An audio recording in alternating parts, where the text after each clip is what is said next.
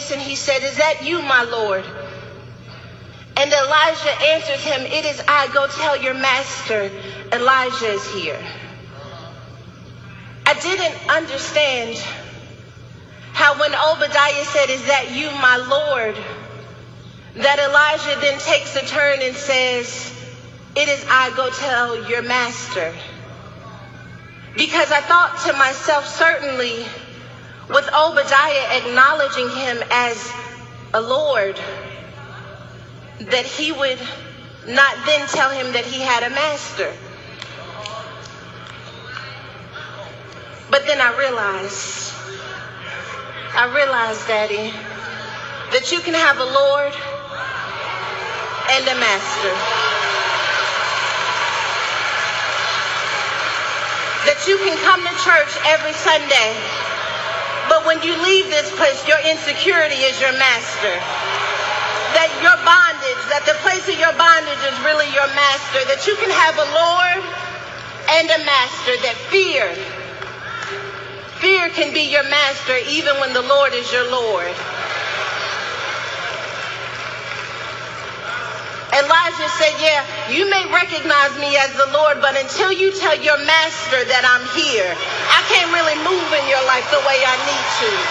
Until you tell your master that knock, knock, the Lord just stepped into the room, then your fear is always going to control you until you tell that thing that's broken down on the inside of you that Elijah just showed up with a word from the Lord, and that fear has no more power in this place. That I'm no longer under the authority of my fear because I recognize who my Lord is." Somebody's got to leave this place and go tell their master, "You have no control over me any longer, because I know who my Lord is. And because I know who my Lord is, I don't have to surrender or submit to anything other than the King of Kings and Lord of Lords. You're no longer my master." Fear, you have no place here. Generational curses, you have no place here. Depression, you are not my master. Suicidal thoughts, you are not my master. Brokenness over my children, you are not my master. I'm losing those things out of my mind. Failure, you're not my master. You have to recognize that when God places something down on the inside of you, that the master that is fear tries to take it away from you. And you find yourself balancing the act of knowing who the Lord is, but having a master. A master that can't grow you or stretch you. A master that confines you and limits you. A master that tells you you can't do it just because no one else in your family has done it. That master that creeps into your mind in the middle of the night and says, "You better give up. You better stop praying for that. That blessing's not for you. You're not going to be able to hold on to that thing." That master.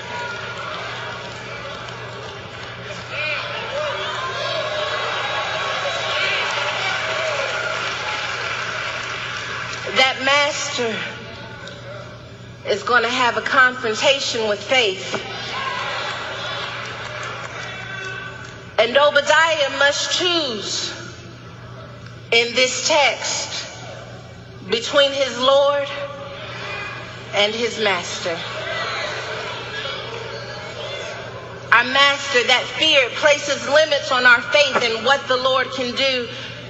So all of this time I thought that this text was about Obadiah and Ahab figuring out the carrying capacity of the environment. But really it was about Obadiah taking the capacities off of what his faith could do.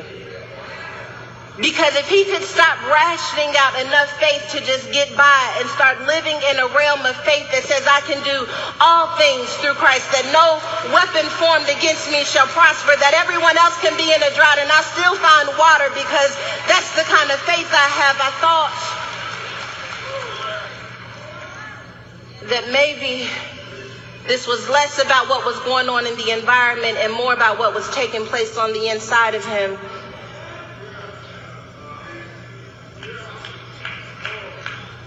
And verse 9 continues in my text. And Obadiah says to Elijah, "How have I sinned that you are delivering your servant into the hand of Ahab to kill me? How have I sinned that you would choose me,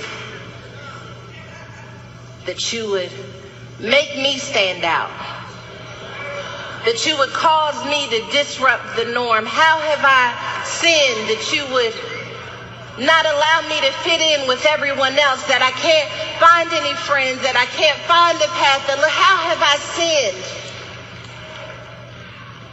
Obadiah saw Elijah choosing him as punishment, not as positioning.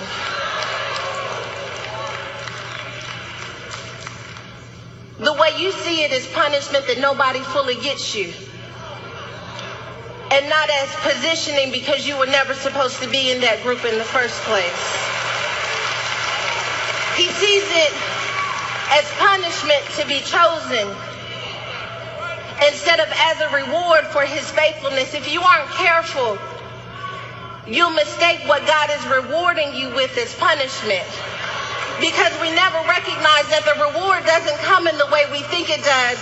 When the reward comes, it tells us who our friends really are. When the reward comes, it shows us what was really down on the inside of us. Sometimes the reward means you have to lose your job to start the business. Sometimes the reward means that you can't be who you used to be and be who God has called you to be at the same time, so He starts breaking things off of you. Sometimes the reward for your faithfulness feels like punishment. It feels like punishment. How have I sinned that I don't have anybody who really gets me? What's wrong with me? Why me? Why me to risk my life? Why me to risk being hurt? Why me? Why me? How have I sinned?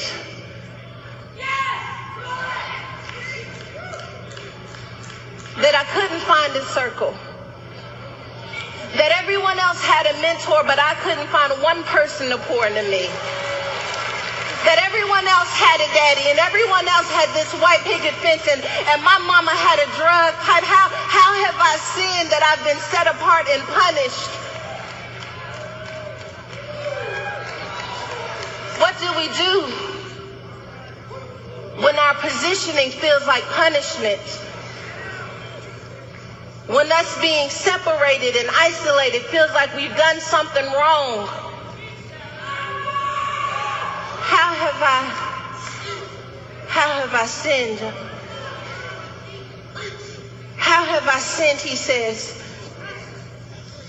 And so Obadiah, he was chosen to disrupt the norm, but he was going to have to be willing to be spotlighted for a moment. He was going to have to be willing to see that what I'm calling you to do is not going to kill you, but it is going to change you. And in the process of changing you, I may have to hurt you a little bit, but I'm not going to hurt you any more than I'm going to bless you. So though I'm slaying you, I need you to trust in me, because I got a plan in all of this. And the first plan means you had to confront your fears, and you had to confront the fact that you wanted to fit in but couldn't fit in. But I strategically placed you in rooms where you would not fit in, but so that you would have access. So that when I got ready to do what I was going to do in your life, you would already have access. I placed you in companies. Then I had you get fired from the company. But I needed you to see how the business operated so that when you start your company, and then between it feels like punishment. But when I get finished telling your story, you're going to recognize it was positioning. Because had I kept you where you wanted to stay, you would have never manifest all that I placed down on the inside of you. That you would have never created legacy the way that I have destined for you to create legacy. So you have to stop seeing this season as punishment when it's positioning. They're not supposed to get you right now. It's not supposed to make sense right now. The deal's not supposed to work out right now. It's all about positioning. The drought